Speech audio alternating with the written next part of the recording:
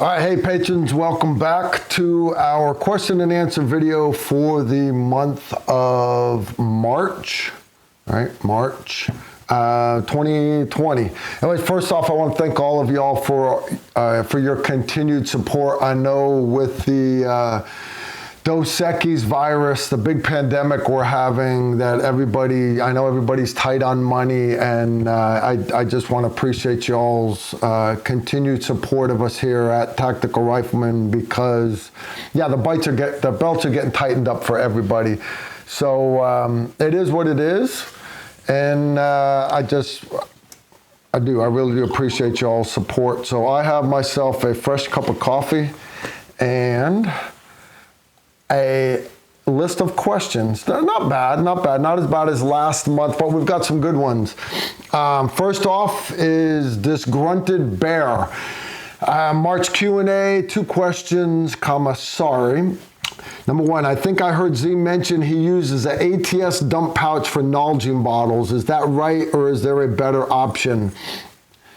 Both. It is right. Z does use his dump pouch for his Nalgene bottles, but ATS also makes pouches just for Nalgene bottles. You can go all over the internet and find a Molly pouch in whatever color you want for a Nalgene bottle. A lot of people don't use them because in the military, most people are running camelbacks on the back of their body armor. Z runs a dump pouch because we all, even with camelbacks, we run dump pouches for putting half full magazines, things like that. Teaching classes, we are always using our dump pouches, hold the pro timer, half full magazines, loose rounds, things like that. So he already has the dump pouch on his belt. So when it comes time for him to need a water bottle or a Nalgene bottle while he's off doing personal security detail, rather than adding a separate pouch to hold it, it is a multi-purpose open pouch that he can put it in, right? So he uses it for that, right? So you can get dedicated insulated Nalgene bottle pouches, or you can just use a dump pouch like we do. All right, second question. What's the deal with serrated blades? I usually stay away from them as they don't seem useful, just something to get stuck when the blade itself does more than enough damage on its own. Is a serrated blade something to consider putting on my belt, or would I stick with smooth edge blades? Brand new knife right here. This is actually designed by Emery. It's made by the master knife maker that taught Emery how to make knives. It's kind of cool because it's got the Tactical Rifleman logo on one side and it's got Emery's LLC's on the other. Now, I use this as an example because it is a razor sharp straight blade. Now, I use the slang term serrated blades are for people that don't know how to sharpen knives. There's truth to that, but it's also a little bit too vague. A razor sharp knife will always be better, but there are times where a knife will quickly dull and a serrated blade will actually work a little bit like a saw would, right? So for getting through the aluminum siding on an airplane, let's say you had to cut your way out of an aircraft, I could literally stab this blade through the side of a C-130 cargo plane. I could. I would only be able to cut about maybe 6 inches of the skin of the airplane before this blade would be dull as hell and I just wouldn't work anymore. Once it dulls, you don't have anything except the little notch at the back that you have. That's your only sawtooth that you have left. So that's where having that serrated portion of the blade would come in handy. A good analogy of this was, for a while back in the 80s, they came out with serrated broadheads for deer hunting. And that was the latest craze. Everybody had to have them. It's just going to cut so much more when it goes through. And how I had it showed to me was a guy took a roll of duct tape and he ran rubber bands all around it. Rubber bands basically have the same elasticity that a lot of your vessels do, veins, arteries, things like that. So he ran all these rubber bands around it. And when he ran the serrated broadhead through the middle of it, it kind of pushed, it cut one or two, but it pushed a lot of the rubber bands out of the way. But when he took the broadhead that was just razor blades and pushed it right through the middle, it cut every one of them that it touched. I stress that because having razor sharp knives will always cut better, all right? Now, on even, you know, my on one side I have my leather, my Spyderco, that is razor sharp. It'll take the hair off my arm. But my other pocket, I have my Leatherman. Now it has a straight blade that is razor sharp, but then if you flip it over, it has a saw for cutting. Okay, that's great. But then it also comes with a serrated knife blade. There are times where rough cutting, cardboard, things like that, the serrated blade, it allows me to save my razor sharp edge. So I'm not saying, yeah, I guess I am. I don't like serrated blades, but if you're going to be doing a lot of utility work, a serrated blade would be nice to have. Also, as far as all my field knives, people give me a hard time for carrying a sharpening stone with me. The reason why they don't carry sharpening stones is because they don't plan on ever dulling that knife. Okay, for them, I would recommend bringing a knife that has a serrated blade on it. If you're never gonna maintain the ability to sharpen it, resharpen it, go with a serrated blade. I, on the other hand, will gladly stop, take 5 minutes, and resharpen my knife on the spot. That way I know for a fact that I can resharpen it. I gotta check my sound here. Up one. Chad gave me a hard time, guys, because last time I filmed this, I lost a bunch of y'all's questions because my sound thing went out, so I'm supposed to keep checking it.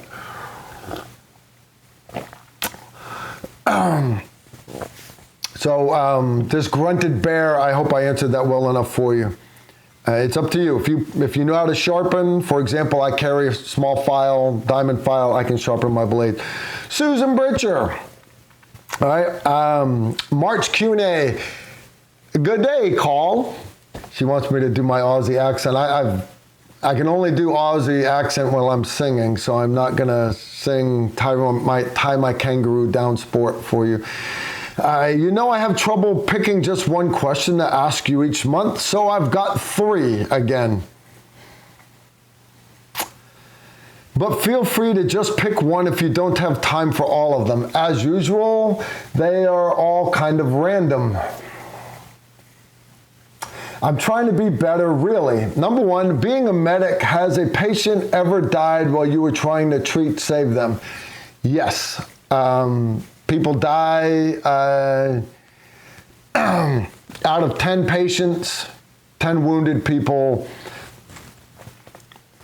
5 or 6 of them are going to live whether you help them or not. Out of 10 people, 2 of them are going to die whether you help them or not.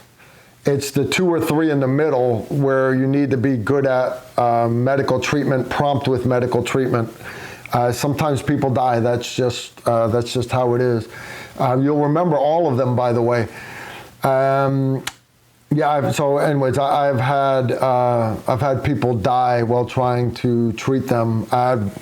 One kid, when his Marine buddies were trying to apply direct pressure to his chest, and when I moved his blood-soaked jacket off of his chest, I was kind of supporting it myself. But when I moved the jacket out of the way, I was holding his heart in my hand outside of his chest, and his left ventricle had been laid open with a big chunk of shrapnel. And that's when I reached over and touched the Humvee driver on the shoulder and told him to slow down, because there was no reason for us to rush getting him to the hospital. A while back, you answered someone's questions about whether you had ever run out of ammo during a firefight, and you said you hadn't. I'm just wondering, how long was the longest firefight you've ever been in? 2-3 hours. Sometimes firefights, they ebb and flow. But a lot of times it's not a direct full-on guns blazing thing. You just kind of get into a fight and eventually you're not in it anymore. Couple hours, how's that? Question number 3. I was rewatching one of your old videos the other day about offensive defensive driving and how to pit a car. On the flip side to this, I was wondering if you were the one that someone was trying to hit, what would be the best defense driving technique to take to avoid losing control and escaping? Thank you so much, Susan. Susan, we actually, when we teach ramming and pitting, that's also part of the class, is how to counter when somebody's trying to do the pit maneuver to you. So how we do it is, like cops, when they go to the academy, a lot of cops don't get to do it. They demonstrate it one time. Other academies, they get to do it one time. They get to actually pit and spin out a car one time. What PIT stands for, PIT, is Positive Immobilization Technique. And what you're doing is you're basically lining up that front fender of your car with the back corner panel of the car that you're trying to immobilize. You pull up, match their speed, lean your car against them, just lean it. Don't smash, lean it. And then slightly turn your wheels. As you turn your wheels, it's gonna break the contact patches loose of the rear wheels of that car, which is where their traction is. And then you drive through their car, floor it, and push through. Their car will roll across in front of yours, spin out into the ditch. Now, as soon as their car starts going backwards, remember, all their wheels are still spinning forward. It immediately stalls their car out unless they're smart enough to bump it into neutral or push in on the clutch if it's a standard. So it stalls out their car. You can pounce on them before they can get their car started again. That's how the technique is done. Now, while we do it with paired cars of students with instructors in each car. And as the student behind you is trying to pit your car, you're trying to counter it. So what you do is you actually turn straight on the road. You try to keep it going. It's basically you're trying to take care of oversteer. But once you're going to reach a point, you won't be able to turn your car anymore, and then you immediately spin the wheel the other direction, force your car to spin around the front of the vehicle. And what you'll do is you'll end up doing a quick 360, and now you are literally right behind them, set to do the maneuver to them. And your car never stalls out because you've never reestablished that contact patch with the rear tires until the vehicle's back going forward again. It won't stall it out. So counter steer as far as you can. You're looking out the side window, but then once you can't do it anymore, spin the wheel back the other way. Your car will spin right around and you'll be right behind them, able to shoot them or in turn pit them. And that's what we do with the students. They'll just keep pitting each other, going all the way around the track, a couple laps. Let each student do it 4 or 5 times, and then they switch with the student sitting in the back seat of the car. Great training. Susan, I pray you never have to pit anybody, but it's fun to do. It really is. I pitted some college kids on I-24 once. They were trying to play road rage with me.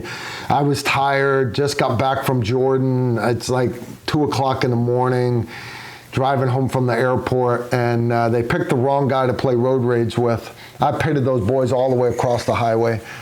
Thank God they didn't die, because it's illegal to do. I do not condone or recommend that anyone does the pit maneuver. Come think of it, don't do anything that I do. Just don't do it. Just don't use me as a reference for what to do in life. All right, so that's Susan's third question. Let's switch pages here. Next page, Susan Britcher. Carl, I'm sorry, I have another question.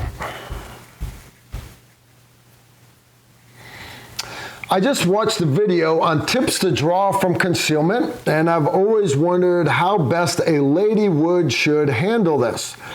Do you recommend that girls always carry actually on them too, or can you still be effective drawing from a handbag?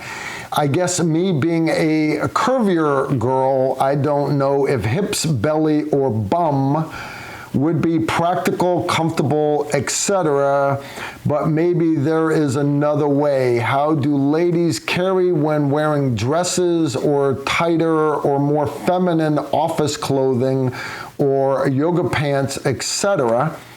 So don't laugh. I know you probably think it's dumb coming from someone who isn't allowed to carry anyways. But that may not always be the case, and I just like to understand stuff better. A lot of what I can find is just from ladies that wear jeans and shirts. How does Dana do it? Thank you. Got a bunch of questions in there. Susan, let's start at the top, shall we? Y'all don't mind if we spend another half hour on Susan's question here. I'm coming down with Dos Equis virus. All right, do you recommend that girls always actually carry on them? Yes, I do. Try to carry on you, because if somebody snatches your purse, you can't shoot the guy in the back and take your purse back, which you can't do legally, by the way. You can only use a firearm to defend yourself. Unless they're still attacking you, a guy running away with your purse or your briefcase is no longer a threat to you. You cannot shoot them. But again, don't do what Carl says to do. All right, so keep your firearm on you. Now, that said, my Euro trash bag has a holster built into it. My Get Home bag has a holster built into it. If you're going to use a bag with a concealed carry holster in it, which is a great option, by the way, for a lot of types of clothing, if you're going to be on the beach wearing your Euro trash Speedo, always pull your sock to the same side as your junk, guys. You'll have to have a bag to keep your pistol and practice with it. No big deal. So a lot of women do choose to draw from their purses. They actually make special purses that have Velcro or magnetic pockets on the side to allow you to quickly get to your gun. I don't care what you do, just practice it, all right? There's a girl on Instagram, I think it's Tactical Mom. She carries every day. She uses a lot of different holsters, different outfits, and she'll show you it is very possible to carry a firearm concealed in yoga pants. It is. There are special garment shirts. They look, they're kind of like, they look like they're made by Under Armour, but they are actually t-shirts that allow you to cross-draw a firearm. There are also holsters for those of you females that have been blessed with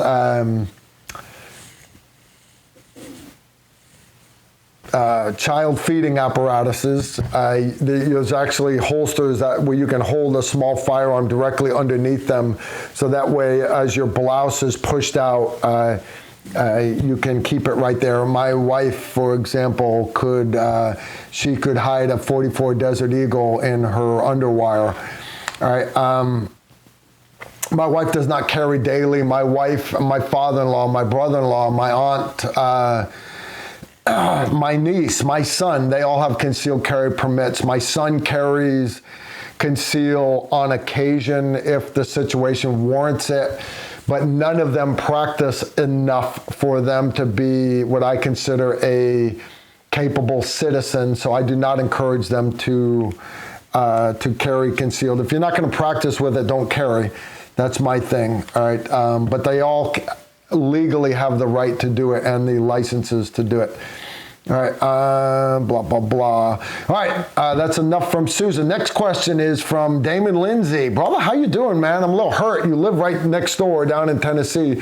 You never come up and shoot on Sundays. We shoot every Sunday, 2 p.m. You got my card. you're more than welcome to come shoot. Bring Z with you.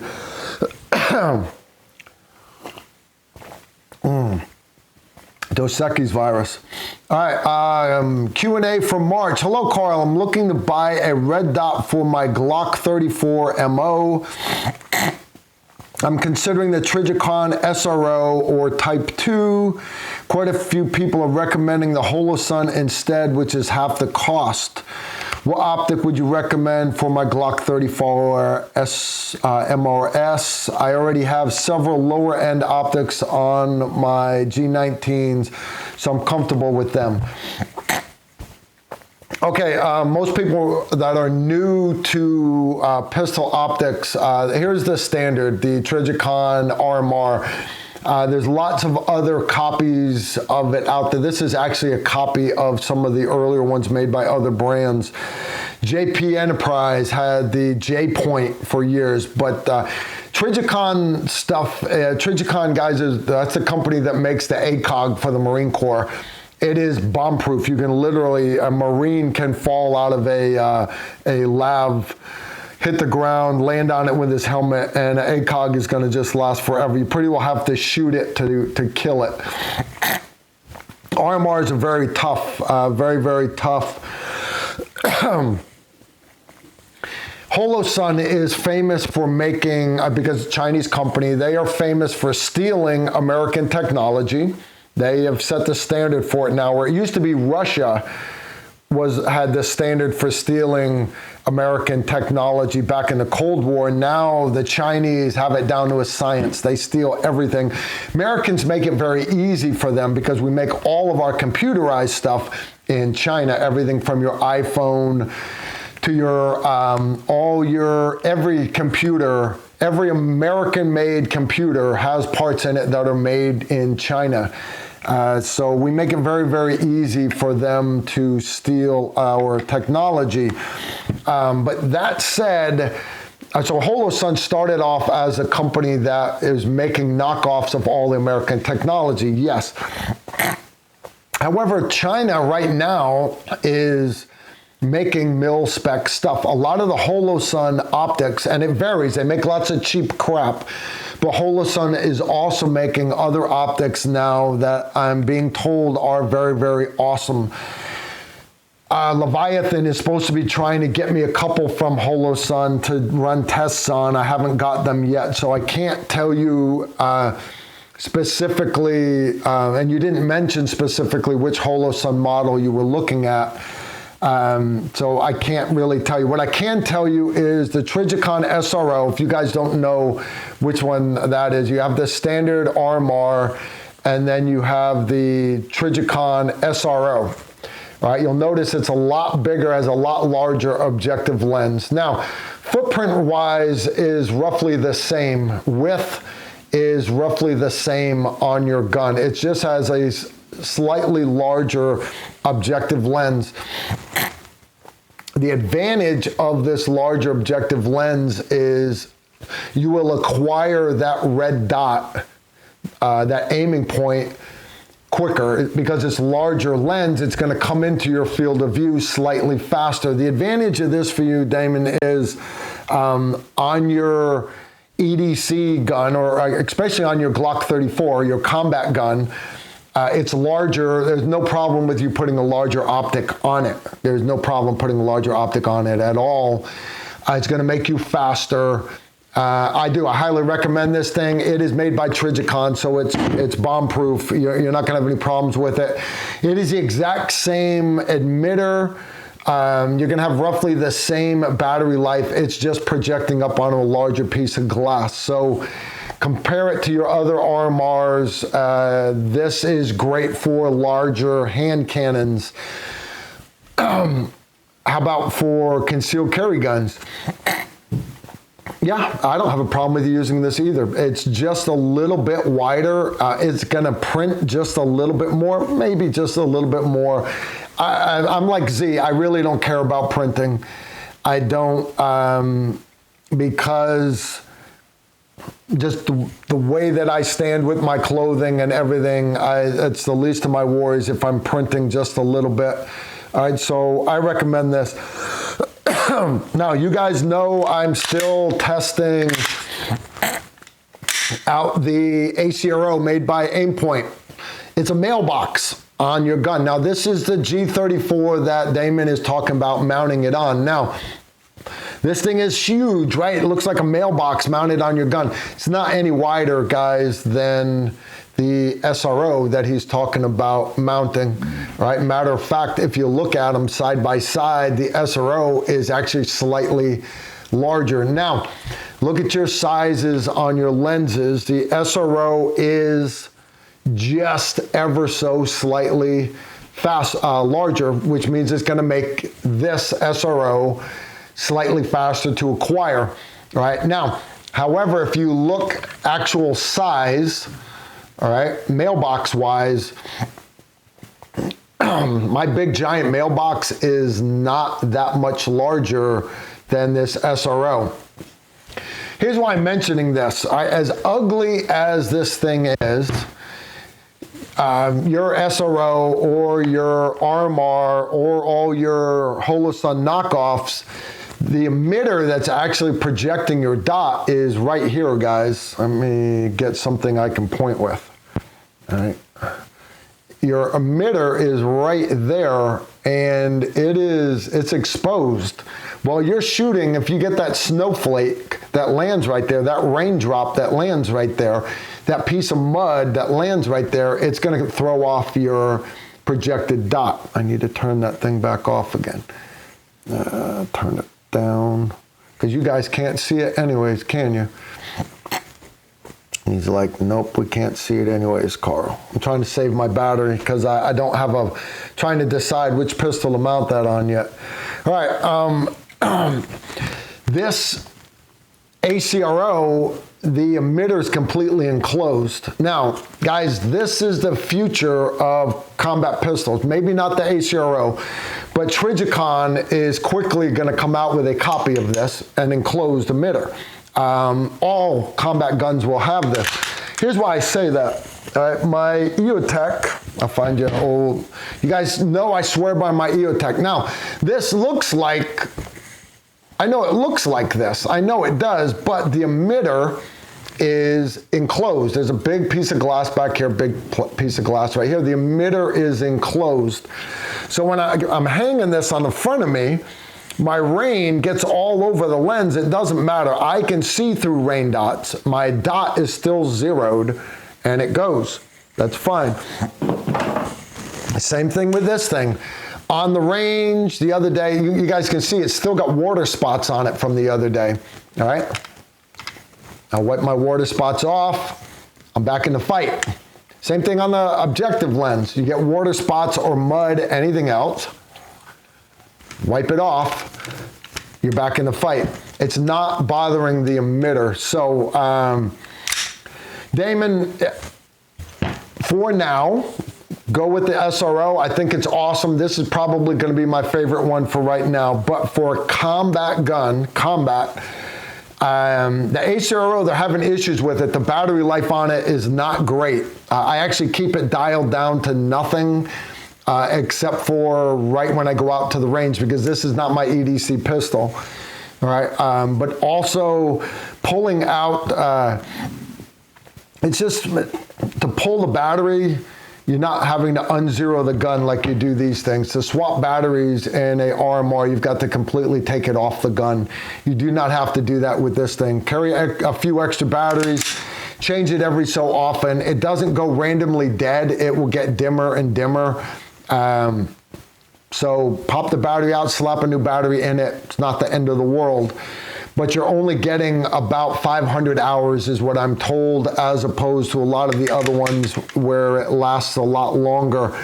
Does not matter to me. I'm already used to doing that in my EOTechs and all my other electronic devices. So, yeah, that's my take on dots. If you're going to put it on a Glock 34, an adult gun, go with a good optic. The SRO you're looking at is an excellent optic. I have not seen the Holosun version of it. I'll have to check that one out also. Good coffee. All right, the next one is from the Donut Eater. Okay, message. Hey, Carl, this is Carol, aka the Donut Eater. Been getting ready for your Combat Pistol 101 for some time now. I retired my G27, picked up a new G19 after my first day at the range. I determined it shoots a ½ inch left at 5 yards. This would be my first new handgun that was not zeroed from the factory. Is this a freak thing or common? Freak thing. Most of them are dead on balls accurate from the factory. Do it in a vise. Actually sit the gun in a vise. In other words, a sandbag with your hands. Shoot it. See if it's actually off one. I wouldn't do it at 5 yards either. I would do it at 10 or 20 and shoot big bullseye paper from a sandbag. And then also have somebody else do it. Have somebody else do it. Literally, have somebody else do it. If multiple shooters say, yep, your Glock 19 shoots to the side, then change it. It's no big deal. Get somebody that's got the little vise you put over the back of the gun. It's literally for adjusting. It's called the Glock sight tool. It's you dial it like a clamp, and it presses that rear sight left and right. And you can actually mount it on the gun and look and shoot it. I don't. I twist it a little bit, and then I shoot a group, and then I'll go back and check it again. It's not a big deal for me to drift sights, because as soon as I get a brand new pistol, I immediately pull the sights off and I put on Trijicon HD. So literally, as soon as I get a pistol, I pull the sights off, I throw them away, and I put on. So for me, when I put them on, they're never straight. I bring it out, and when you put them on, try to center it in the groove in the back. Try to center it as much as possible. But when you bring it out there, you're gonna find that you may have to drift it a little bit left to right. Not a big deal. Not a big deal, brother. Just, you can do it with a punch and a light hammer yourself. Don't beat on your gun. Find somebody out there that has the sight tool. Take it to a gunsmith. Now, don't let him charge you any money for it. Just say, hey, dude, I need to drift this. If you're shooting a little bit to the left, you want to push that rear sight a little bit to the right. That's it, a little bit. Just literally have him show you, tell him you're looking to buy a sight tool, and have him show you how to do it, and then just take it and drift it ever so slightly off to the right. Don't let him charge you money to do that. That's stupid. Brother, if you're right here, I'd do it for you in the middle of class, and it won't take you a half a second. But being a ½ an inch at 5 yards, make sure that's not human error. It might not be, but if you got a gun that's a little bit off, no big deal. Drift the sight, not a big deal at all. Next question, Chad McDaniel. Favorite holsters? I believe this was addressed before, but haven't been able to find it again. Thanks for everything, guys. All right, as far as duty holsters go, I swear by my ALS holsters made by Safariland. What the ALS holster is literally, it is this button right here. That's all it is. As soon as you put the gun in, as you slide it in, it locks onto the top of the slide. Some of them lock in different places. Now, to release it, it has a little screw on the side right here that you can twist to tighten it up. So it should not float around. Guys, this thing is not going nowhere at all. You couldn't get that thing out of there if you had to. Now, natural grip of the pistol is grip it high on the back strap. As soon as you grab, you're wrapping your fingers around and you're squeezing. When you squeeze with that thumb, that's the natural action of that thumb pulling down to wrap around the pistol. That motion automatically releases that button. You don't even have to try to do it. And what you'll end up doing is hitting that button, you'll release that pistol. Now, you can't just say I want an ALS pistol for your type of holster. You have to decide whether you're getting it for optics, and lights. Mine are all for Surefires. In other words, when I run a Streamlight light on a pistol, it makes it too tight. So that if you're running a Streamlight pistol light, get it. They make a separate version for the Streamlights. If you're getting it for Surefire lights, get one for the Surefire. If you're running an O-light, most of your O-lights will fit inside. They're kind of right between Surefire and Streamlight holsters. So borrow somebody else's holster and see which one your particular version of a O-light fits in. Now, the holster actually, if you're getting one with the light, it actually locks onto the light down here.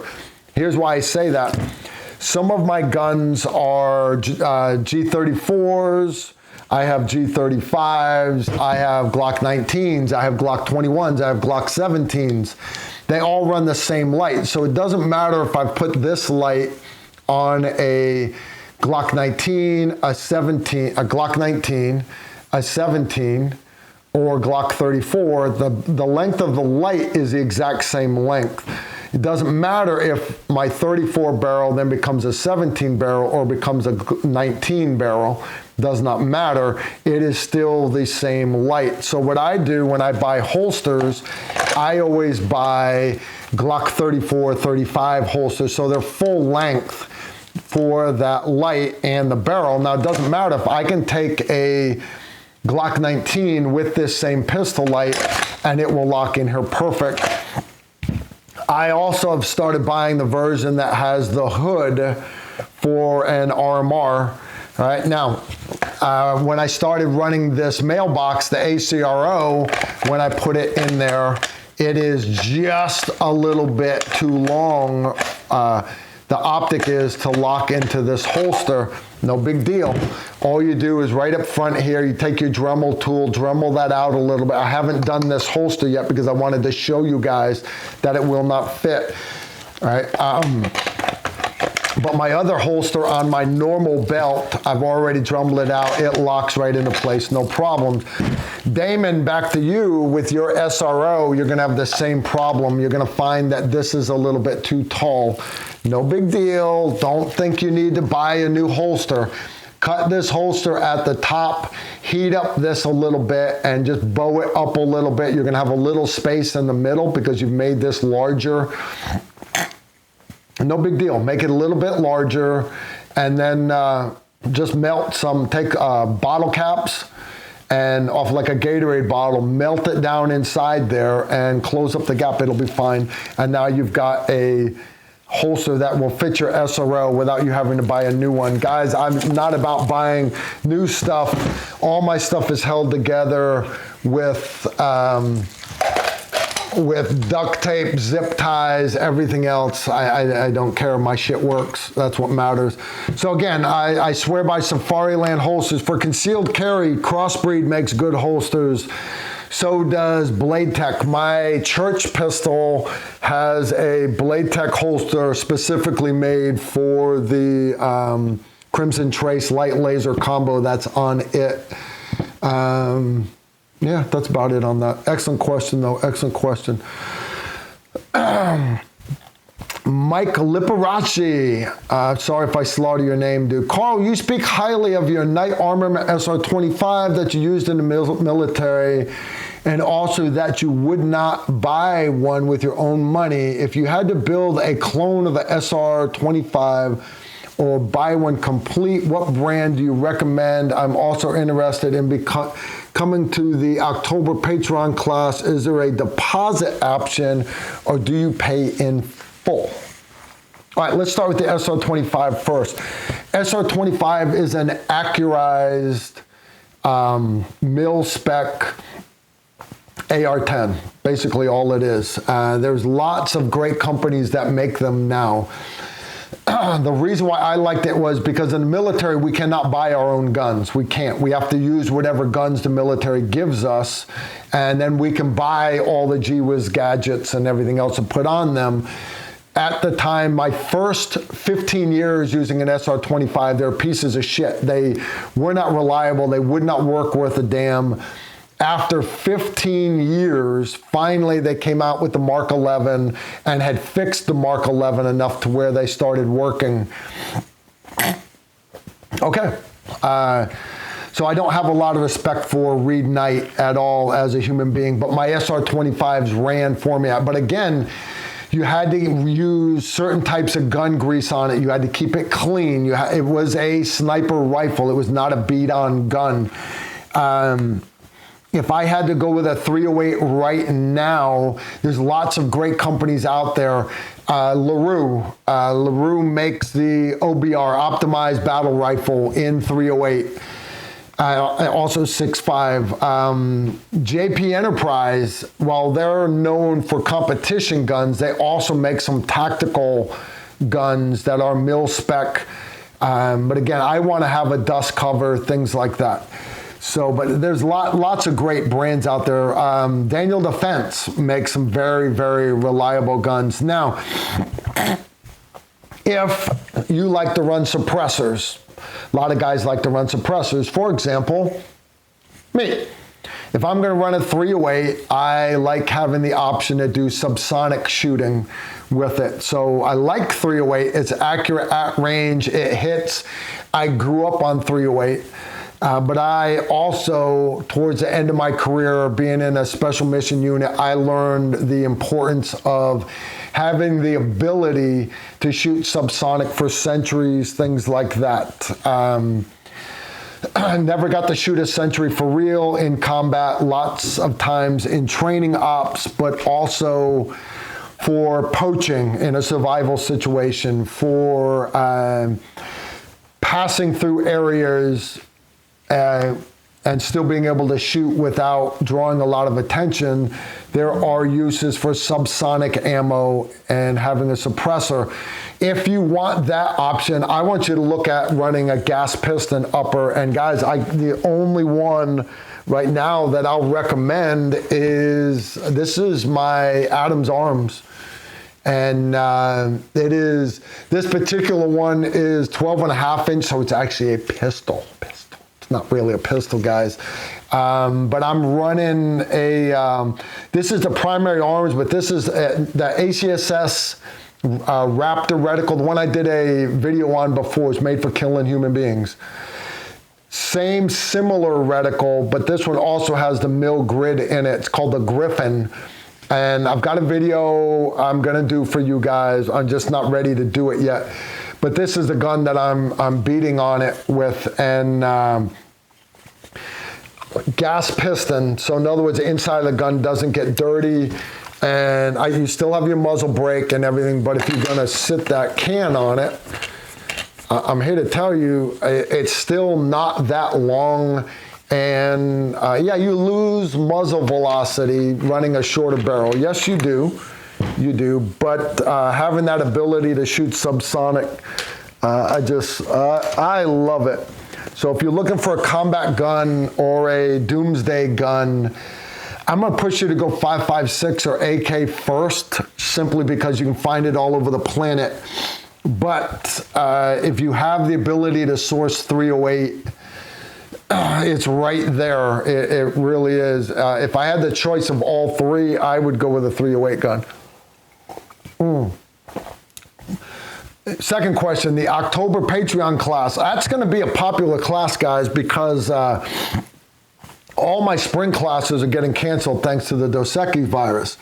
I hate to say that. I'm hoping I can do these first couple classes in April, but my class this week with Doc Hollywood's already canceled.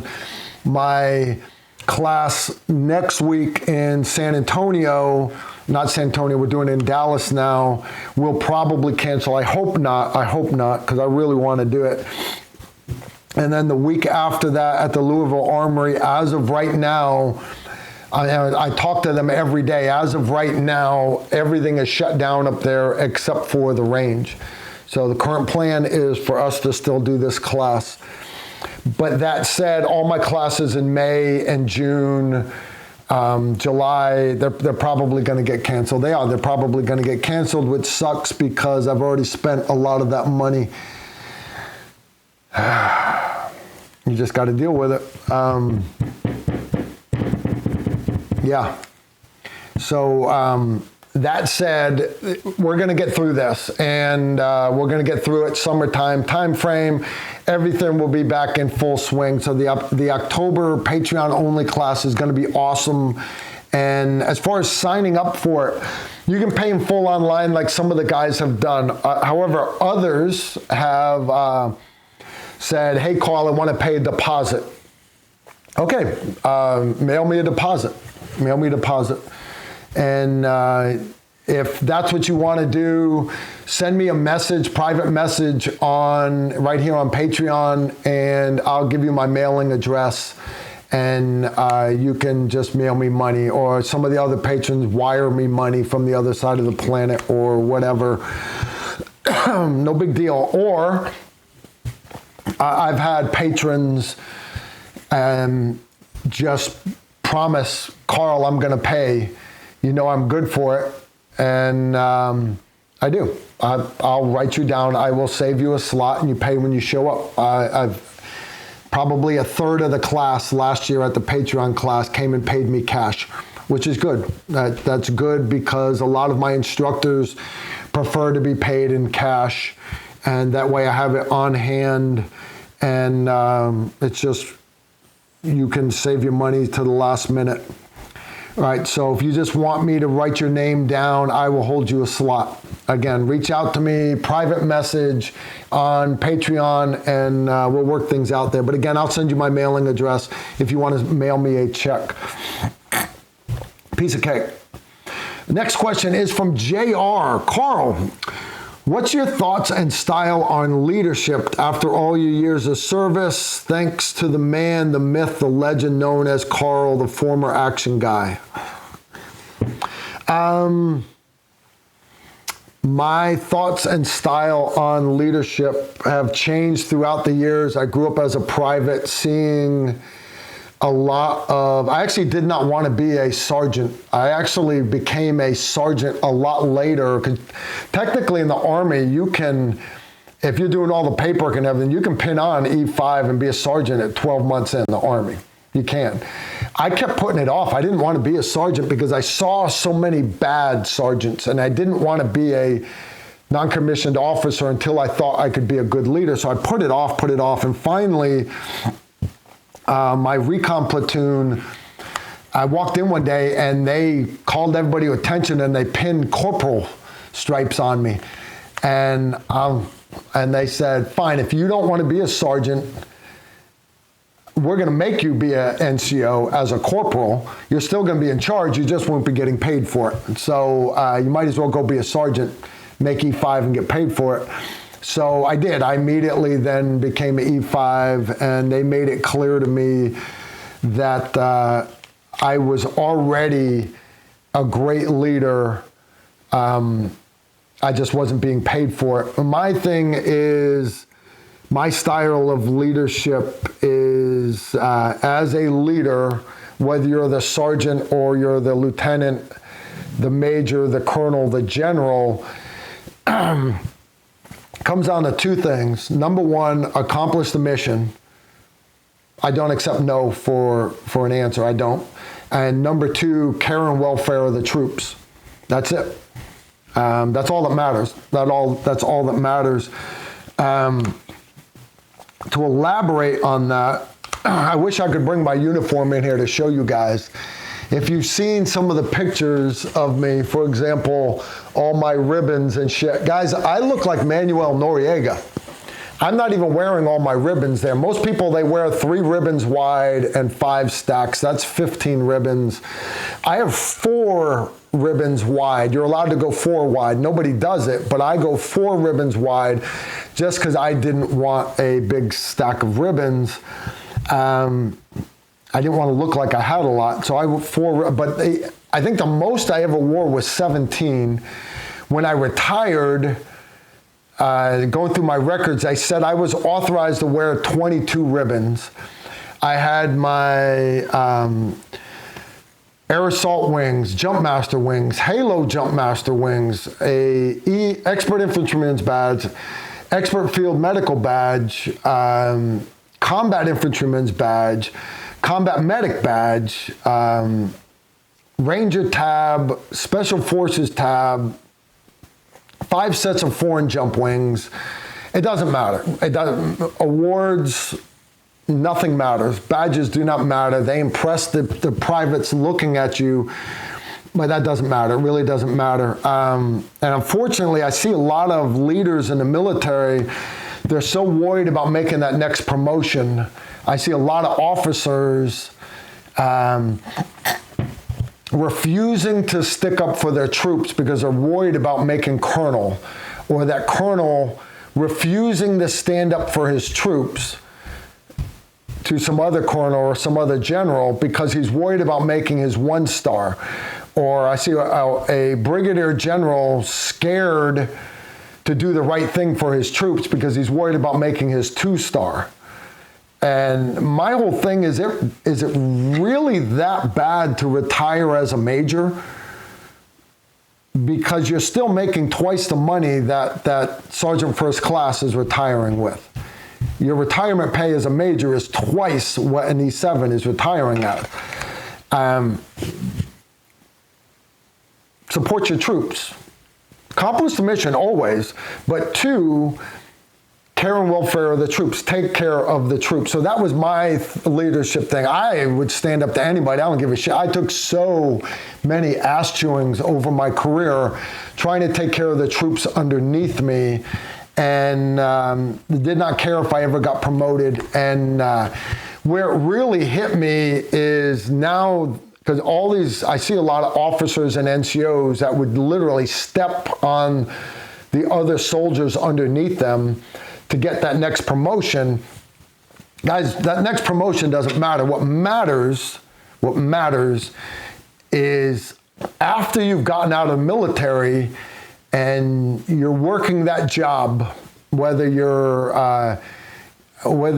in corporate America working for IBM, or whether you work for Bell, or whether you're a truck driver, or whether you work for Glock as a salesman, it doesn't matter. When you walk through the airport, there are going to be people in the airport that served with you. And they're going to do one of 2 things. They're going to be sitting there, and they're going to see you walk by with your wife and kids, and they're going to elbow the guy next to them, and they're going to say, "You see that guy right there? I served with him when he was a major, and he was a piece of shit. He walked all over us to get promoted. That guy right there is a piece of shit. Piece of shit." Or you're going to walk by in the airport with your wife and kids, and he's going to elbow his buddy, and he's going to say, "You see that guy right there? That guy was awesome. I served with him. I would follow that guy through the gates of hell if I had to. That guy's a leader right there." To me, that's the difference. It doesn't matter how much bling you got on your uniform. It doesn't matter what your retirement pay is. I definitely didn't join the military to make money. I should have gotten out of high school and found a job to make money. I should have, but my body would be in much better shape right now. I'd be able to afford ammo. But that's why I have my patrons. I love you guys, you know I do. But anyway, JR, that's kind of my take on leadership. It's not correct. Perhaps a better person to ask for leadership would be like all the cadets and everybody. They have all these generals and everybody, admirals that come in and give classes on leadership. Perhaps they would be a better guy to answer that question. Definitely not me. Don't follow me. All right, next question. Robin Patty. This sounds like a bland topic, but bipods. Back in the day when I was in the service, the M24 wasn't even issued with a bipod. We had to put our own, and Harris was the go-to bipod. Now I see a ton of different bipods on the market. Steel, aluminum, polymer, carbon fiber, so much more expensive than the Harris. What's your recommendation? Also, I see that some will allow the shooter to extend them at a 45-degree angle facing forward. What's the real-world purpose of this feature, if any? P.S. Every time I hear you say that you're a fag, a former action guy, I can't help but laugh a little. You have a patron that's a trans and a fag, not that kind. And who would forget Yeasty? Keep life exciting and a bit weird, my friend. First off, Robin, I'm sorry if my former action guy comments offend you. You know I don't give a shit. I don't. If you are a male to female transgender, if you are female to male transgender, if you're just a transvestite that likes to wear lipstick and push your package behind your legs before you go to the bar. I don't care if you're a bull dyke lesbian that just likes to shoot guns on weekend. I don't care if you are a hermaphrodite born with both sets of genitalia. I don't care what your race, creed, religion. I don't care if you're plaid. I don't care if you're purple. I don't care if it's all pink in the middle. I really don't give a shit. I don't. Robin, I think you understand that. Where I grew up in the military, everybody was green. And that's just how it is. I don't care if I offend anybody. Robin, I don't think I offend you because you know I accept you for what you are.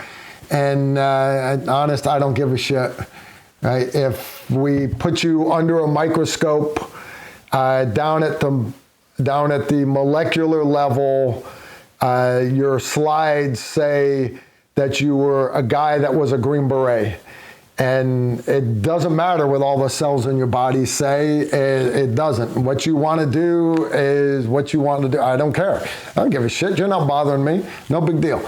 No big deal at all. So, and if I offend Yeasty George for him being a pole-smoking faggot, I don't think Yeasty minds being called that. And I don't bash anybody. Yeasty, I just ask that Yeasty keeps it PG-13 online because we do have a lot of younger viewers. I actually have a lot of fathers that, and possibly moms that use our videos for teaching. So I ask Yeasty to keep it PG-13.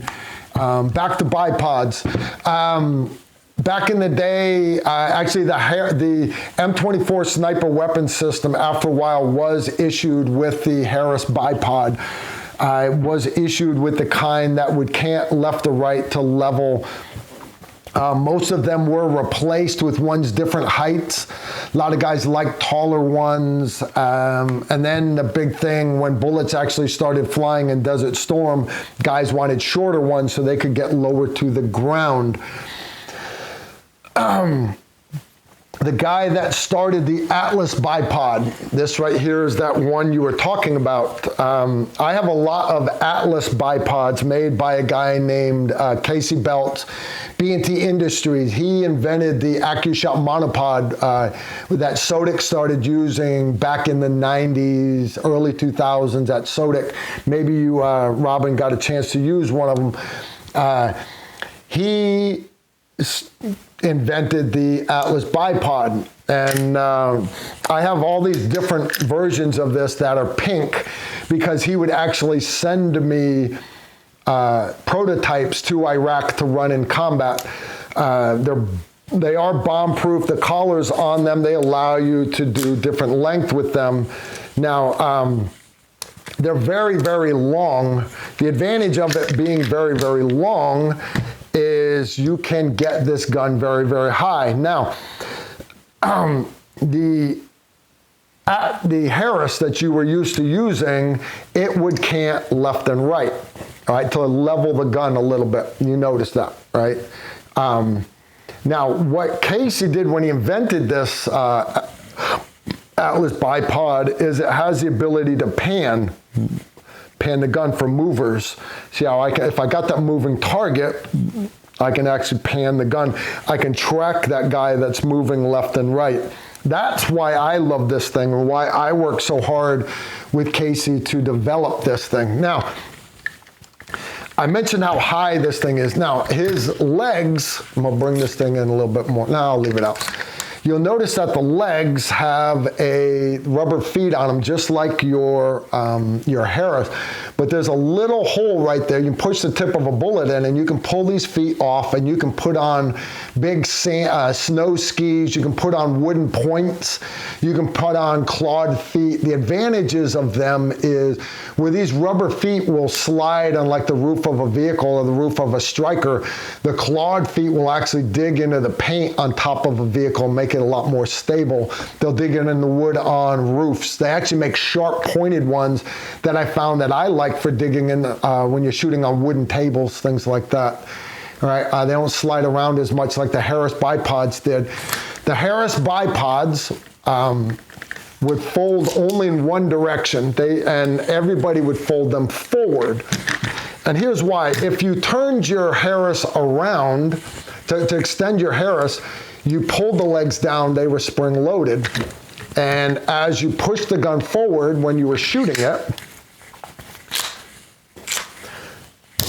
pushing it forward with your shoulder, it would keep the Harris open. If you had it facing to the rear, all right, so that the legs would fold this way, if you had it that way, when you extended that Harris, and now when you push forward, your bipod would collapse on you. It would actually fold backwards. So guys could only have it going forward. The problem with going forward with that Harris is these are two more things getting hung up on brush and stuff like that when you're going through the woods. All right, so guys we would take our Harris bipods off when we were running them through the woods.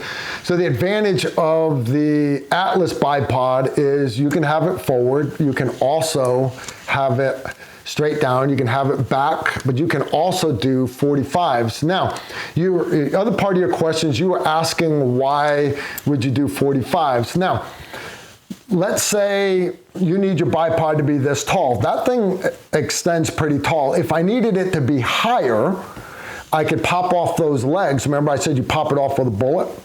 And you can actually put sharpened sticks and put them in there. Now, but how about if you want to get lower? Remember I mentioned we wanted shorter bipods so that we could get lower because bullets are flying at us. This would be the height of that Harris, right? That's as short as this bipod could go. But how about if I needed to get a little bit lower, a little bit shorter, squat down a little bit more, a little bit more. Can't do that with a Harris. That's as low as a Harris will go, right there. That's as short as it would go. This one, by canting it forward, now instead of being down here, I can now lower the gun down a couple of inches, get it a little bit lower. All right, it still allows me to pan left and right. I can still cant the gun left and right. So it has pan and tilt. So now, the other advantage that I found for having the 45-degree feature was for when I was shooting on rooftops down in the city, I could actually come up on the edge of the building and put it right on the top of the wall, and now it dug in at a 45. Allowed me to have my bipod vertical, but I could still be panning on the streets below me. So I like this, I like the Atlas. It's on like the 5th or 6th generation right now. He's even got one now that does not pan left and right because the long-range shooters, you do not want it to pan left and right. That's another video. Talk about that later. But now, there's been lots of, like I said, this came out in, I think the first one was 2007, 2006 timeframe with first prototypes. He's been updating it. As he's been updating it, everybody else has been cloning it and copying it.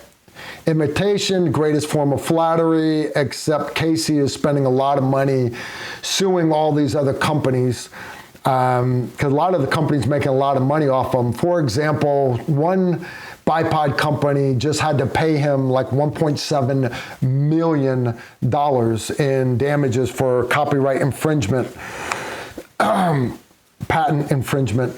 The problem with that is he had to pay like $1.1 million in lawyer fees. That's how these companies, big companies like SIG, Magpul, everybody else, it's how they get away with copying stuff because they know nobody can beat them in court because they've got the big lawyers. There are other good ones out there. For example, Magpul has one that is plastic polymer. It's not quite carbon fiber, but it's like glass injected resin. It is a good bipod. The Magpul one is. If you want something a lot cheaper than the Atlas bipod, look at the Magpul one. Just don't tell Casey that I said that. All right. Me personally, I'm very, very loyal to that. I have one more change I want him to make to that bipod, and he's saving it. He's saving it.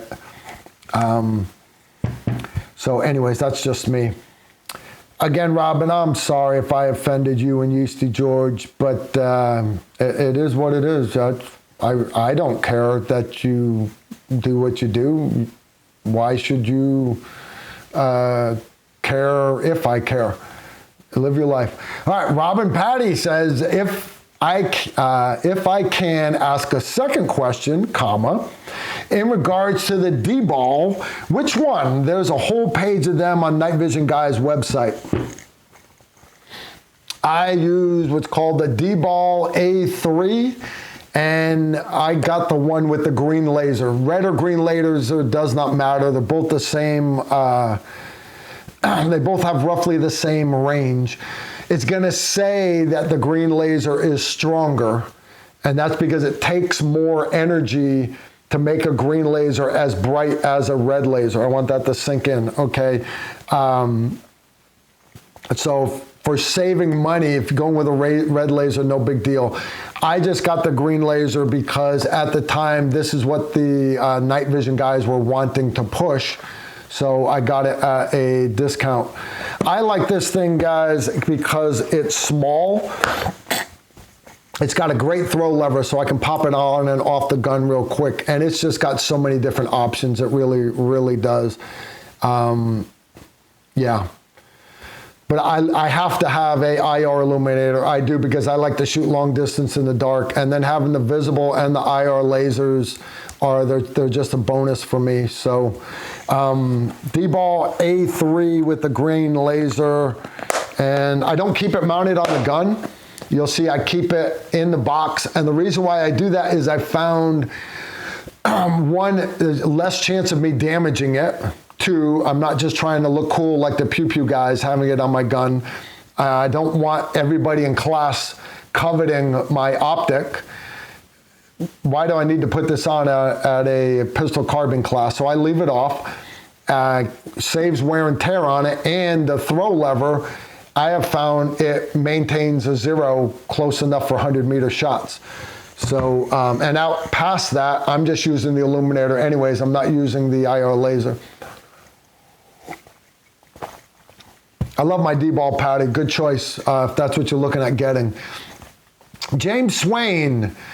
Hey, Carl, I'm interested in any type of binos you carried on missions outside the wire. I have a great set, but they are bulky. I'm looking for a pair that is better to carry in a pack. I have a great pair of Night Owls for night vision, but looking to upgrade my daytime set. James, our binos that we were issued were Steiners, and we did not get a lot of updated ones, so they were older ones. We actually got away from carrying them because at the time, what we were carrying was a big Leica Vector laser rangefinder, which is, I want to say it's like $22,000, big laser rangefinder, but it was binos. You could actually look through it. I want to say it was like 5x magnification. Don't quote me on that. but we were carrying it as a laser rangefinder because where a lot of laser rangefinders, top end ones today, for shooters, for rifle shooters, are good to a mile. This thing was good for 20 or 30 kilometers because it was made for calling it artillery and airstrikes. So it didn't matter if my target was reflective at a mile. It could be a hairy elk or a guy wearing camouflage on the side of the hill on a bright sunny day. That laser would still be seen. Where my handheld rifle laser rangefinders, there's no way on a bright sunny day I could get a reading with, if a rifle laser rangefinder says it's good for a mile, guys, plan on using it at about half that distance. That's the truth, right? Your effective distance is half of that. So having one that was good for 20 kilometers, I had no problem using it to back me up with the Barrett. So because that's what we were carrying anyways, we got away from carrying binos. We never carried binos. I got to running small sets of cheap little Bushnells simply because this stuff I was having to buy on my own. And your budget is so much better than that, Dean. I'm sorry, James. For you, I would have you, if you're looking for good binos, there's only two companies I would push you to. One is Swarovski, and the other one is Swarovski, and the other one is Steiner. They both make great glass and crystal clear. Swarovski makes some great binoculars. I believe Swarovski also has some that have the laser rangefinder built into it. I like having that option of having the laser rangefinder built into it simply because I don't have to carry binos to observe the area and a laser rangefinder. That's just me. So if you want a good set of binos, look at getting one that's got the laser rangefinder built into it. Leupold has a set of laser rangefinder binos that I have. That's they're binocular. It's got good glass, but the laser rangefinder, I don't recommend it. The glass is not that good. The magnification is not that good, and the laser rangefinder drinks batteries. Drinks it. Completely worthless. You can't store it with the battery in it. So I don't use it anymore. I don't use it. Will not recommend it. So why did I even mention it? I mentioned it, James, because just because it's a brand that says SIG, or just because it's a brand that says Leupold, or a brand that says Nightforce, I want you guys to understand Nightforce, Leupold, SIG, Vortex, all these companies have low-end stuff that's being built by the Chinese. All of them are. So don't just assume it's bomb-proof. It's not. You're going to pay good money for good optics. For sure you are. I didn't mention it in the bug out, my latest bug out bag video, my cold weather bug out bag video. I didn't mention it in there, I don't think. And that's only because I had pulled it out already for hunting season. But guys, I actually I don't carry binos with me. I used to carry a little monocular with me. It takes up less space. You guys know in my get home bag, I carry a PVS 14. I do, but I also carry a laser rangefinder, my good SIG laser rangefinder. And the reason why I carry it is a good monocular. It's not going to be as good as James binos for observing. It's not. But remember the size of my bag, I'm trying to keep this thing light. So I still have something I can observe with during the day, and it's a good laser rangefinder. You know I'm going to have my rifle with me. I'm good at distance, but if I can't estimate range effectively and quick, it cuts down my effective range for shooting and defending myself. So I need a laser rangefinder, one, and if you're trying to do land navigation because your GPS satellites are down, whatever, and you're back doing map and compass, guys, doing pace count, a lot of you in the military, or if you've ever learned how to do a map and compass course, you have to count your steps, right? You do. Why would you do that if you have a laser rangefinder? Why would you count your steps for 5 kilometers, or 3,800 meters, counting your steps for 3,800 meters when I've got a wide open valley in front of me? I can take my compass heading, say, all right, that's 27 degrees. I got to go 3,800 meters. Holy cow. Take that laser rangefinder, look across the valley, and laze something. All right, that's 39. But pick something 100 meters closer. That's 3,800 meters. Okay, that telephone pole right next to the red house. Put it away and walk 3,800 meters to that house, stand next to the telephone pole, and laze something else. See what I'm saying? Having a laser rangefinder adds options besides just estimating range to a target. I can use it for observing during the day because it's 3x magnification. That's not going to be as good as James' 5 or 10x binos, or whatever size he tends to go with. James, with you living in Texas where you do, I'd at least go 7x, if not 10x. Get some lightweight ones and get the best glass you can afford, because it really will make a big difference around sunset or sunrise, how much light it's transmitting. I don't like the term gathers. It doesn't actually gather light, but it's how well it transmits light to your eyes. And what affects that is the larger the objective lens, the more visible light's being brought in, the shorter your tube. That's why binos generally are brighter than a long rifle scope. And then the quality of the glass. There are certain coatings you can put on it, yes, to take out haze and everything else. But those 3 things, high quality glass, larger objective lens, shorter tubes, are what's going to make for better observation at dusk and dawn. So anyways, James, excellent question. I'm glad you brought it up. James got another one. James Swain, to my tactical rifleman family, I want to thank all of y'all for the kind words and support during the loss of my mother. Your support truly helped me and will never be forgotten. He's got a little smiley face with a cowboy hat on it.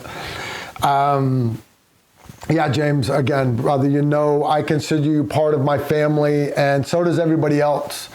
And I am blessed to have all of you. And I actually talked to Mama Bear Susan on the phone the other day, and she mentioned the same thing, that all of you here on Patreon, it was great meeting a lot of each other at the Patreon class. If you've not had the opportunity to meet some of the other patrons, please, in the comment section underneath here, put down where you live, and you might have patrons that live near you, and meet these people, and it's awesome. You're going to make friendships here.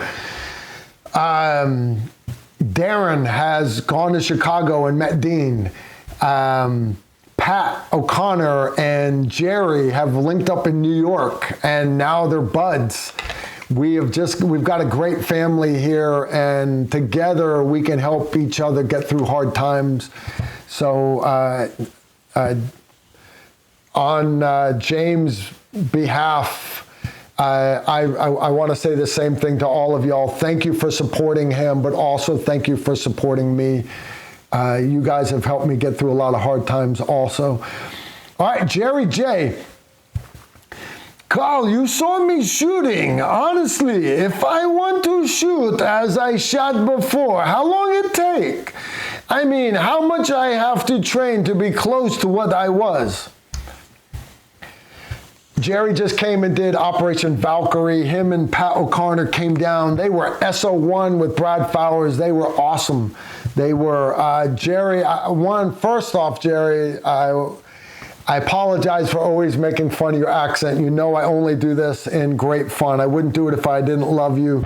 I want to thank you for the Czechoslovakian MREs and the blanket he left for me. He even gave me a picture of the lady that made the blanket. I don't know if he got it from her at gunpoint or what. My snack for today, Jerry, this is Czechoslovakian MRE food. He even gave me the little flameless ration heaters. This is the bag you put it in to heat it up. Guys, this is chow for me today. It is. He gave me a bunch of this. I'm eating it today. This is Kurishi na devoko siraisi. I just slaughtered the hell out of that. Basically means chicken in wild sauce and rice. Okay, 800 grams of it. I'm looking forward to not throwing that up. I'm hoping it's good. I really am. Guys, don't save all your MREs and survival food for when you're in a survival situation. Jerry gave me a bunch of this stuff. So I need to try this stuff out before I'm in a survival situation. That's why I didn't eat this on Operation Valkyrie. I could not be sick at Operation Valkyrie. I can't. So I'm going to try it now. And then I'll save the rest of it for a rainy day when the zombies are coming. Jerry came and shot. We did we confirmed 0. We did some shooting on the assault countdown. He was shooting one of Pat's rifles. I believe it was a 308. Jerry did good. That said, I could see the look on Jerry's face that Jerry, being a special ops guy, he was not happy with his accuracy. Jerry, I'm right there with you. I'm here to tell you, I am not as accurate as I was when I was active duty. Now, I have the advantage that I teach classes a lot. I get to shoot a lot. I have a range in my backyard. So I shoot better than most civilians do. I shoot better than most civilians do. I do not shoot anywhere near as good as my old unit. The snipers in my old unit would shoot rings around me. The assaulters in my old unit out here, pistol carbine, would shoot rings around me. They would just embarrass the hell out of me. And I see them every once in a while. They'll come take a class, or every once in a while they'll come show up to shoot on Sundays. And they do, hands down, they blow me away. They do, no problem. So the reason why I say that, Jerry, is you will never, ever be to where you were before. Just accept that. All right, and the reason why that is it takes so much training to get your muscle memory to that high level and then maintain it. So, and you're never going to be able to do that. You're not. Don't let that get you down. Enjoy it. Pick, instead of being great with my pistol and my AR and my SR-25 and my bolt gun and my Barrett, I can't be good at all of them anymore. I can't. Pick one. Pick one and be great at it. For me right now, I need to be good with a pistol. All right. Before classes, if it's precision rifle class, I'll clean up a little bit on my precision rifle. Before pistol carbine class, I'll clean up a little bit on my pistol carbine. But you're not going to be able to be what you were before. You're just not. Tactics, everything else, you just can't maintain that muscle memory. So just do the best you can. And I said it before, guys, it takes 3,000 to 5,000 repetitions to make something sharp in your subconscious mind, and then you have to maintain it. So if you want to get better, Jerry, go out, dry firing, everything else, practice, get in those 3,000 to 5,000 repetitions, and then 1,000 rounds of reps a week, whether it's dry firing or live ammo. You've got to practice. You got to do this every week. I don't care if you're just shooting a box of 50 rounds a week.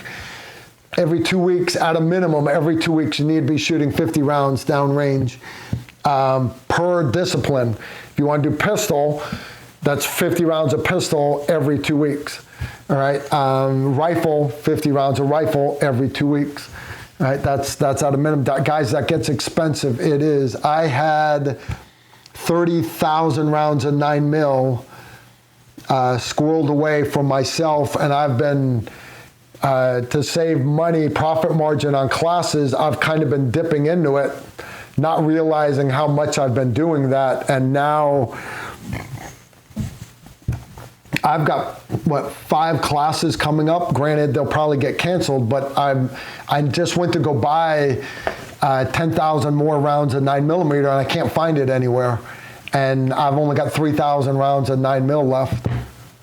Where did all my ammo go? It's me and Chad and everybody plinking in the backyard. And it goes away quick. Just because somebody thinks you're a nutcase for having 3,000 rounds of ammo. 3,000 rounds of ammo does not last very long when you train a lot. Jerry, you're awesome. You're awesome. You'll always be awesome. Next question, David Orlando. Hey, Carl, this is David Orlando, a.k.a. Mr. Rofus. Holding up all those rounds like a giddy little kid. I was wondering what kind of distance accuracy were you able to get out of the Adams Arms 308 pistol with a 12.5-inch barrel? And if you've shot it suppressed, found if the distance improved any or suffered. Also, have you still not had any reliability problems with it? I'll start with that one right away. 0 issues with it. 0 issues. I'm surprised at how well this thing runs. Hold on, let me rephrase that. All right. I started having a little gap right there. Little gap. The handguard actually started sliding forward. I didn't even notice it. Adams Arms spotted it in one of our live stream videos, and they reached out. One of their engineers actually reached out to me, and he said it was something doing with the piston bushing. And he said, apparently you got one of the older ones, and we have updated the bushing for the piston. They sent me a whole new piston system for it, and they said, Carl, you're capable of doing the swap. So they sent it to me. They said, if you're not comfortable, do it, send it back to us and we'll swap it out for you, get it right back to you. Since then, no issues at all, no issues up to that. But they had noticed that the handguard had actually walked a little bit. As far as accuracy, yes, I'm not getting 2,500 feet per second. Depending on the ammo, I'm getting 2,250, 2,300. But it's consistent, which, okay, it's not as consistent as a gas impingement would be, but it's still very consistent. Guys, I'm getting accuracy 500 meters with this thing. And the reality is, during the day, this would be a brush gun for me, a combat gun. I'm not going to be shooting past 500 meters. I'm not. In the dark, with my night vision on it, my rail is still, I can still put my clip on here, and I can still run my suppressor, everything else. And in the dark, you can't identify friend or foe past 500 anyways. So 500 is good for me. Now, you mentioned, did I get any distance improved or suffered by putting the suppressor on it? Here's what he's talking about, guys. If you put a suppressor on a gun, some guns actually will group tighter with a suppressor on than off of it. This is done one of 2 ways. One, if the suppressor is matched to the barrel harmonically, all right, like Silencer Inc. or Silencer Co. I forgot what company was doing it for the Mark 21s. It was matched harmonically to the gun. It would actually tighten up the shot group if the suppressor was on it. But most people actually see a little bit of increased accuracy. Here's why. Because they're not flinching as bad, because the gun's not as loud. They're not getting hit in the face with as much of a shockwave. They're literally not flinching as bad. So guns will be a little bit more accurate. Now, as far as distance, because this is a short barrel, I mentioned I lost a lot of muzzle velocity as compared to a 20-inch barrel. Yes, putting the suppressor on it, a lot of times you will get a little more muzzle velocity, because by cutting the barrel down,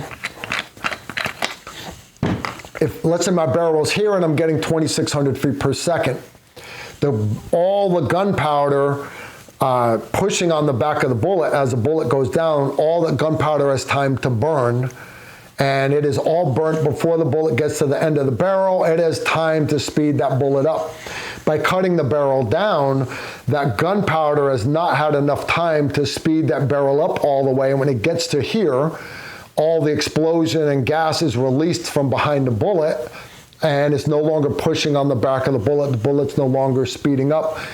I'm now, by cutting the barrel from here to here, I go from 2,600 feet per second to 2,300 feet per second. Yes. By adding the suppressor, I still don't have the lands and grooves touching it all the way up to here. So I'm not really increasing my accuracy per se, but that gas is still captured and is still pushing at the back of the bullet the whole time the bullet's going up. So you may actually get what they call a suppressor bump in muzzle velocity.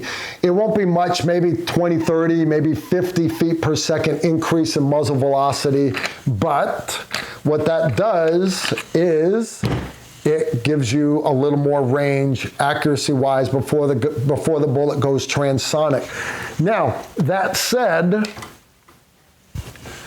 it has sped up the bullet. So you also have to understand it's not just a plus, because it's also changing the trajectory of your bullet, because now your bullet's going faster. So pros and cons. My take on that is, if I'm shooting long distance, I'm always going to put the suppressor on it. It is zeroed with the suppressor on the gun.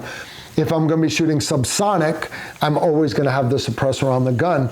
If I'm patrolling with the gun, I don't have the suppressor on it. I don't care so much about the zero there, because CQB distances, max 100 meters, 150, my zero is not going to be that much off by taking the suppressor off of it. So David, I love that thing. I do. The 12.5 inch I think is an excellent option. It's a great brush gun for shooting hogs, for pulling out of the truck. It's a great truck gun. It is hitting hard. It's hitting very, very hard. It's hitting hard. Good stuff. All right, last question. Patrick STTG, I'm back, but I missed the deadline. Random thoughts on this, anyone? And then he has cut and paste a 5,000 word thing from the CDC. I'm not going to make you read it. Instead, I'm going to make you sit through it, just like Susan makes me sit through it. The Department of State advises U.S. citizens to avoid all international travel due to the global impact of COVID-19. Now, a little bit of background, guys, on Patrick is currently stationed overseas. He is so he's in the military. He's currently stationed overseas, and he has his family over there. So he has to balance this. If I have family members that are susceptible, do I bring my family members back to the States? You see, so Pat's got a lot going on in his mind, right? So I'm going to continue. In countries where commercial departure options remain available, which doesn't apply to us anymore, U.S. citizens who live in the United States should arrange for immediate return to the United States unless they are prepared to remain abroad for an indefinite period. Guys, they are sincere when they say indefinite period. The Chinese completely curved it. There are very few new cases. They have flatlined COVID-19 by putting the whole country on lockdown. That is the intent. Right now, the U.S. is doing that. By putting the country on lockdown, we need to stop the bell curve. It'll run. It's not going to go back down. It'll run, but we need to level it out, because that way our medical facilities can support it. It's going to run. I don't think it's going to dry up, but we need, and if we don't curve it, it's going to keep running up, and we're going to look like Italy. So that's why they're locking down the U.S. It's going to go up, it's going to plateau, but that plateau is going to be there a while. All right, so it's going to take a couple weeks for this thing to plateau. It will. Maybe a month, maybe 2 months, but understand, just like flu season lasts a long time. And then about the time everybody's forgotten about it and it's gone away, it hasn't gone away. It has mutated into something else for next year, where you then in turn have to get a different flu shot. Go dig up an old bottle of Lysol, old can of Lysol, look on the label, and it will say, good for coronavirus. They've been writing it on there for 20 years, guys. Coronavirus is not new. COVID-19 is new, all right? But coronaviruses have been around for quite a while. I digress. I'm going to go back to what he was reading.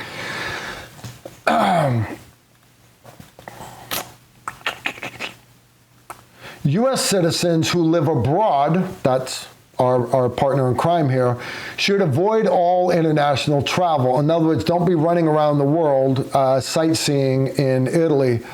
Many countries are experiencing COVID-19 outbreaks. Yep. Even Haiti has got COVID-19 now, and are implementing travel restrictions and mandatory quarantines, closing borders, prohibiting non-citizens from entering with little advance notice.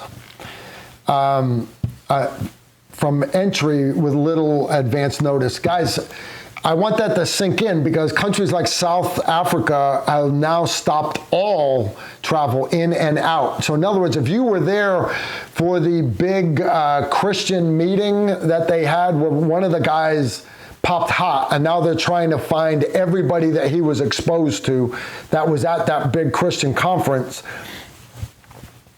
If you were there, you ain't getting out of there. You're not. They've locked down in and out. So, and it varies country to country.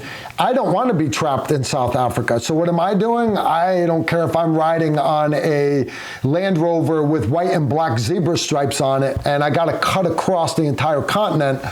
I'm going zombie apocalypse, and I'm getting the hell out of that place. I'm coming home. Don't put yourself in that situation, right? Airlines have canceled many international flights, and several cruise operators have suspended operations or canceled trips. Before I go any further, I want to add to that, Jeff has updated us. Jeff's cruise ship is docked in Hawaii, I believe, and he's there on shore. There are other cruise ships out there sailing around trying to find ports to take them. They're literally on the entire ocean and can't find a country or port to take them in. These are ships that have American citizens on them, Chinese citizens, French citizens, Canadian citizens, and all these countries are saying, no, nada, no, go somewhere else. I want that to sink in, okay? I think that's wrong. I think it's messed up. If it is an American flagged ship, it should be brought to the U.S. It just should be. But that's just how it is. All right. If you choose to travel internationally, your travel plans may be severely disrupted, and you may be forced to remain outside of the United States for an indefinite time frame. You guys need to take this to heart. All right. You may be stuck where you are at. Pat, stuck, you are. Now, granted, you're a military installation. I'm hoping, I hope you can take care of your family, brother. But a lot of people are trying to go about their lives saying, hey, we can't let this destroy the economy. We need to keep going on with our lives. Yes, I'm one of them. I am. I'm still trying to do classes. I am. But at the same time, we all need to keep in mind that you need to avoid contact with humans as much as possible. When I go to Texas to teach on a wide open range on a sunny day that's killing all the pathogens, and I'm outside with gunpowder, I'm not letting the lady clean my hotel room. When I get to my hotel room, I am cleaning and disinfecting my hotel room, and I'm not letting her into my room while I'm gone at class. I'm going to hang the whole do not disturb sign, and I'm eating MREs, and I'm going to finish the class, and I'm going to go home hauling all my own gasoline with me. I am an extreme case, but I'm doing this because I cannot get my father-in-law sick. Likewise, I may end up canceling this class simply because some states are talking about complete lockdowns. Now, legally, you cannot shut down an international highway. You cannot shut down an international highway. However, by the Constitution, some states like California cannot make it illegal for you to have a gun, but they do it anyways. So what I'm saying is take that to heart, that you may find yourself stuck somewhere.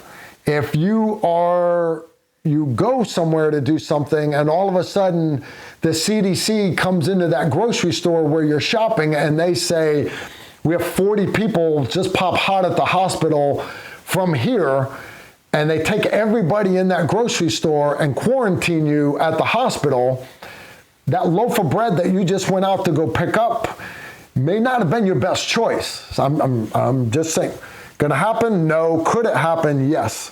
That's here in the States, all right? So guys, you need to be finalizing getting stuff that you need and then staying at home, all right? For example, I have had my whole family eat at my house the last 2 days. As soon as I got home from Chicago, they were already there. We were doing tacos. It was great. There's no more reason for my family to go to the store. You'll find small things, okay, that you forgot. Make a list, be careful, go out, sanitize when you come back, that's fine. But you need to be keeping these trips to a minimum. All right, for the latest information, I missed a line. These departures may limit the ability of U.S. embassies and consulates to provide services to U.S. citizens. Yes. That's even here in the States, guys. A lot of your government institutions have been shut down. Courthouses, things like that. They can say they're going to keep the hospitals open until there's a run on the hospital. All right. Police departments, things like that.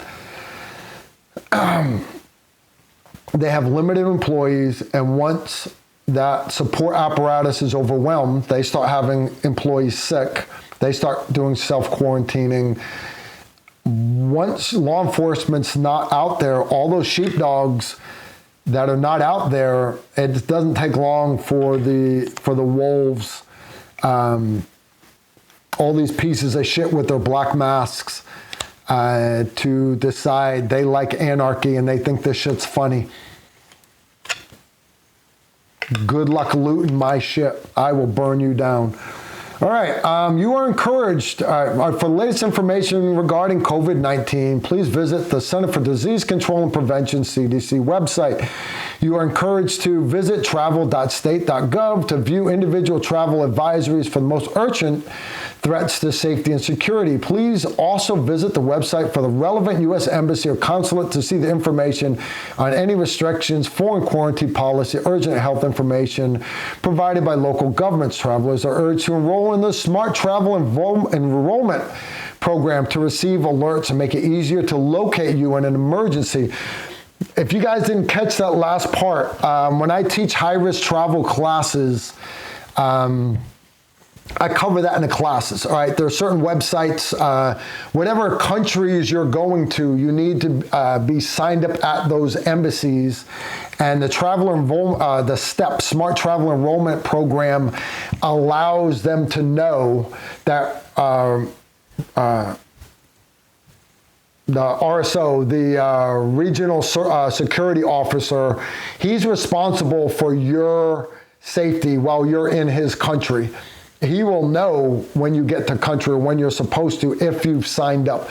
And then if there's an emergency, an attack attack in a country like Mali, for example, the RSO at the embassy knew where all the Americans were at that hotel. He knew what rooms they were in. He had already given them phones.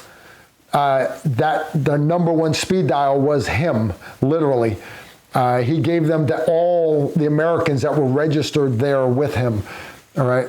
If you were there on your own dime, didn't want to play because you think that stuff's stupid, yeah, you didn't get a phone call from him, but you also didn't have U.S. Special Ops guys coming to look for you by name. He made sure everybody else that he had given a phone to were hunted and accounted for by name. Small stuff like that, guys, does matter. He goes on and mentions a bunch of other stuff. There are 1-800 numbers, all this other stuff. Basically, guys, the CDC has an email that goes out every day. I get an email update emailed to me. I got to go to my email.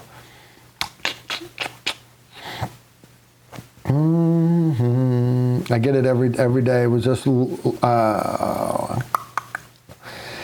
Ellen Sam actually sends it to me. She forwards it to me because I never got put on the list yet. PRO/AH/EDR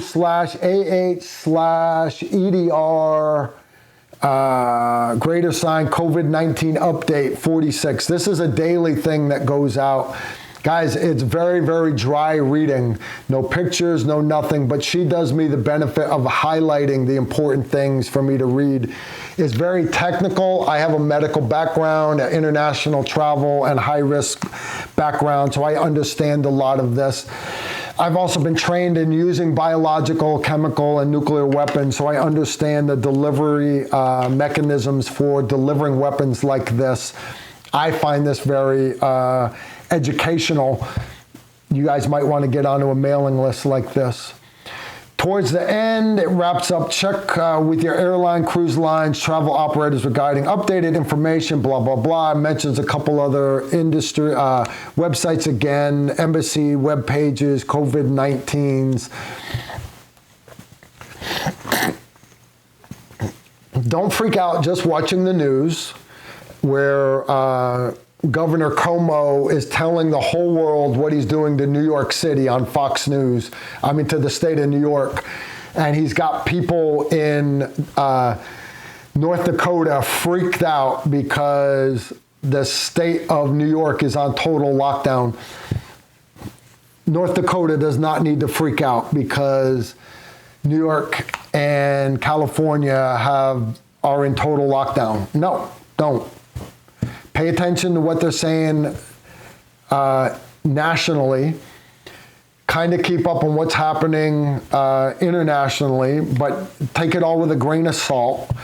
And if you have questions, ask, guys. Matter of fact, let's do that. When you guys get this video, let's pick a spot where you guys can put questions underneath here on Patreon. And some of our guys that have access to information, maybe Ray Craddock, maybe Patrick, maybe myself, we can plug and update. We can make this our own database so we can take care of our own Patreon family. Let's do that. Let's do that. I'm going to make it a point to do that here today. I've got a few more videos I've got to edit. And anyways, yeah. Patrick, rough question.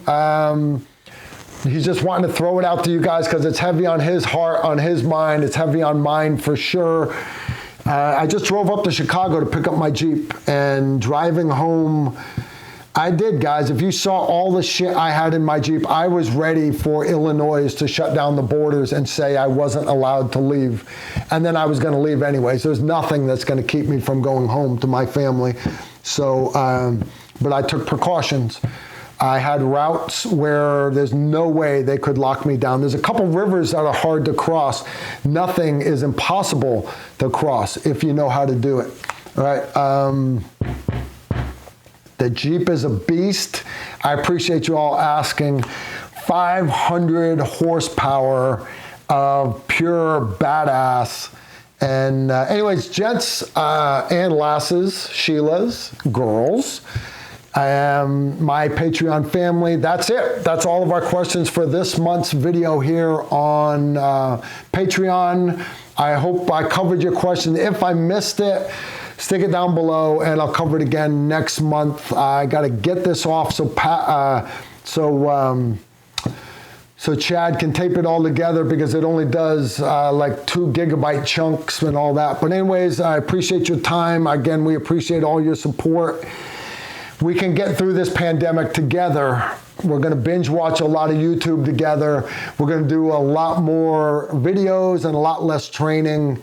But that just means I'll be doing more training videos to share with you all here and on YouTube. And I would not be able to do all this stuff if I did not have the support of you guys, my patrons. So thank you for being part of my family. Thank you for taking care of each other.